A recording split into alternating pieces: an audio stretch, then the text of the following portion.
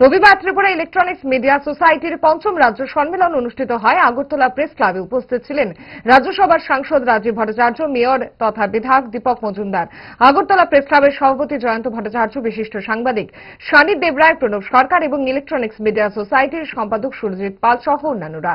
এদিন এই সম্মেলনে সদর এবং মহকুমা এবং জেলা স্তরের সাংবাদিকরা উপস্থিত ছিলেন।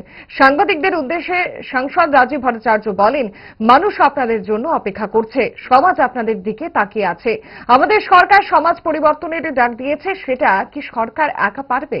নিশ্চয়ই পারবে না। এই সমাজের পরিবর্তনের জন্য সমস্ত অংশের মানুষকে জাগ্রত করতে হবে, আর এই জাগ্রত করার কাজটা কে করবে? নিশ্চয়ই মিডিয়া।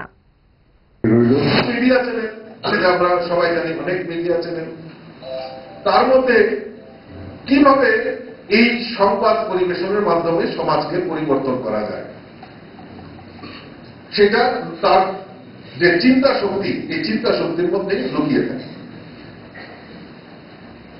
আমাদের সরকার প্রতিষ্ঠার পর আমাদের সরকারের যে প্রাথমিকতা সেটা হলো যে সমাজকে পরিবর্তন করা এবং স্বাধীনতা, সমস্ত ক্ষেত্রে স্বাধীনতা যাতে প্রয়োগ হয়, সে মিডিয়ার ক্ষেত্রে হোক, গণতন্ত্রের চতুর্থ স্তম্ভ, অবশ্যই সেখানে যাতে কোন রকম বাধা বিঘ্নতা যাতে না আসে, তার জন্য প্রয়াস করা এবং সমাজকে পরিবর্তন করা।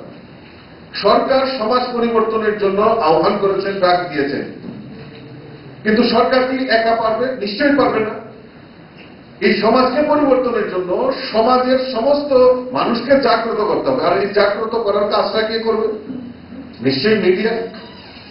কাজেই এই মিডিয়ার যে গুরুত্ব, এই অপরিসীম যে গুরুত্ব, সেই গুরুত্বটাকে আমাদেরকে সবার বুঝতে হবে। জুড়ে থাকে বাঁধন আপনার চেয়েও আপন, জুড়ে থাকে বাঁধন আপনার চেয়েও আপন, আপনার চেয়েও আপন।